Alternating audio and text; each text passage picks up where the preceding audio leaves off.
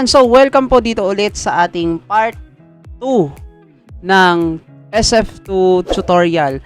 So by the way, no, disclaimer lang, yung ipapakita ko sa inyo dito is yung kung paano natin ginagamit yung school form automation na ginawa ko. Okay? So, regarding naman kung paano talaga in actual, okay, kung paano talaga ini-insert yung mga names dito, maipapakita ko naman yun sa inyo. Pero yung mga formula, computations, what will happen kapag may trans-in, trans-out, NLP, NLS, mga ganon. So, hindi ko po siya ipapakita kasi kung minsan sa bawat division, nagkakaiba-iba tayo ng paraan ng pag-a-apply dito, lalong-lalo na sa part ng formula dito, paglalagay ng mga remarks dito, no. Hindi ko sure, I'm not sure no kung anong reason, pero sa ngayon ang ipapakita ko sa inyo kung paano ginagamit yung school form automation na ginawa ko. So anyway, you are free naman na hindi to gamitin or pwede nyo rin naman tong gamitin. Reminder lang po, no, ang school form 2 ay dapat monthly ginagawa. Hindi po ito ginagawa at the end of school year. Kasi pag ginawa mo tong end of school year, pasasakitin ito ang ulo mo. Diba? If you're a public school teacher, alam mo yung sinasabi ko. Okay, now, so paano ba ginagamit itong school form natin? Madali lang naman siya actually. So may mga nakikita kayong data rito. Nandiyan na, di ba? So saan ang galing yung mga yan? Galing yan doon sa ating school form 1 o yung tinatawag nating encoding sheets. Kaya gaya ng sinasabi ko sa mga video ko na nandun is sa school form 1 or encoding sheets dapat accurate and consistent na yung data na i-input nyo doon kasi hanggang sa SF2 makikita po yan. Okay? So kapag mali ang nilagay nyo doon sa SF2, mali din po ang lilitaw. Okay? Now, always remember lang na all data must be inputted here. Dapat meron yan. Lalo na tong August, yung month na to. Kasi, itong month na to, ayan, hindi po yan naka-automatic. Kailangan po lalagyan nyo yan manually. Okay? So, hindi ko nalagyan yan ng permanent kasi nga, di ba nag-iiba-iba naman tayo ng pasok ng buwan. Kung kailan ang beginning at saka end. Okay? Now, so yung first step ninyong gagawin is to check if all data are properly inputted. Most especially yung mga names ng ating learners. Yung data ng SF2. And, second naman is ito. Yan. Kung mapapansin nyo, yan, itong nakikita nyo, ito yung isa sa pinaka-importante din sa paggamit ng form ko na to, no? Okay, una, pupunta kayo dito. So, every year, meron tayong number of school days na tinatawag. So, let's say, for example, for the month of August, for the month of June, meron tayong 23 na school days. So, lagay nyo dito 23. Ano yung 23 niya? Para saan ba yan? So, tingin po kayo dito sa part na to. Ayan. So, ayan. So, pag nawala yung number, magiging 0 yan. So, kung gagawin yung 10, magiging 10 din po yan. Okay? So, ganyan yung kahalaga ha. Basta, dito nyo ilalagay yung number of school days per month. Kung ang school days ng June ay 23, lagay nyo rito. Okay, next. Yung pangalan. Check nyo po kung tama yung pangalan na inilagay, kung complete, lalo na sa spelling. So, ito naman sa mga absent, alam nyo na to. So, para mabilang yung absent, maglalagay kayo ng X. Okay? So, which is, alam nyo na to kung paano to ginagamit. And automatically, magko-compute na po yan. Ayan. So, madali na yan dyan.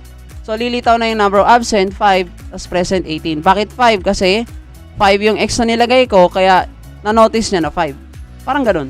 Di ba? Okay, then dito sa baba na to, ito. So, may mga formula na po yan nakalagay dyan, automatically. Okay? So, ngayon, in the case na magkaroon kayo ng mga, hindi, mamaya ko na lang i-explain. Basta ito, may mga formula na po yan. Okay, in standard form ha. Then, dito naman, yan. So, nakalagay dyan, no, manually type total number of mail if ever na nagkakaroon ng problem sa pagbibilang ng cell. Okay, ang nakalagay dyan ngayon, 30 kasi yan yung nailagay ko sa formula. Okay, so, to check lang kung talagang 30 cell yan. So, pwede nyo naman i-manual yan. Itong part na to. Ganon din dito sa baba. Then, yung total, syempre, dapat pareho, ha? Kung 30 plus 30, 60 dapat yan. Okay, then ito naman, saan na yun? Ayan. So, dapat, dito, no? Sa part na ito, halimbawa ito, walang laman. Ayan, walang laman yan. So, buburahin nyo po, dapat, ha? Yung nakalagay dito. Saan ba yun? Ayan.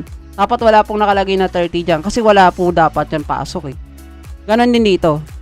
Pati rin sa may holiday. Kapag may holiday, halimbawa ito yung 31 holiday, Dapat wala pong 30 nakalagay dyan, ha? Para hindi masama sa computation. Okay, next naman is, ayan, so ganyan yung gagawin nyo sa lahat. Sa lahat ng, nga po, Alvin po. Ayan, so ganyan ang gagawin nyo sa lahat.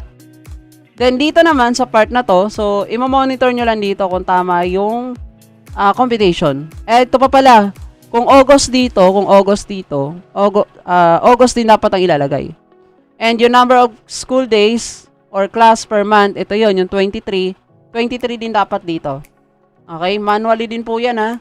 So, ganyan yung gagawin nyo every month. Per Tapos, punta kayo dito sa pang-card. Okay, ano naman tong pang-card? Ito po kasi yung summary ng per month.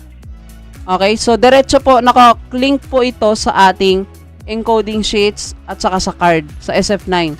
So, wag nyo pong gagalaw, wag kayong gagalaw sa part na to. Ito to. Yan, yung hinighlight ko, wag nyo gagalawin yan. At saka ito. Wag nyo pong gagalawin yan, ha. Okay? Ang pwede nyo lang galawin dyan is ito. Ito, yan, yung nasa taas. Yung month at saka yung number of, itong number of school days, automatically na po yan maglalagay dapat. If I'm not mistaken. Okay, so automatic na po yan mag-a-appear. Pero kung sakali mang di sumunod, pwede nyo rin naman i-manual. Ayan, di ko naman ilalak yung cell na yan. So, pwede nyo i-manual yan para syempre hindi na kayo mahirapan. Okay? Ayan. Ngayon, anong gagawin namin kapag may trans-in, trans-out, NLPA? So, unfortunately, hindi ko siya pwedeng ipakita dito kasi, gaya nga nasabi ko kanina, meron tayong iba't ibang style per division kung paano natin ilalagay yung trans-in and trans-out. Pati sa NLS, di ba? So, para syempre, para mas maging accurate, magtanong na lang tayo sa kanya-kanya nating division or immediate supervisor natin or sa mga co-teacher natin kung paano natin lalagyan yon. Okay, basta dito sa video na to, pinakita ko lang sa inyo kung paano gumagana yung school form 2. Okay?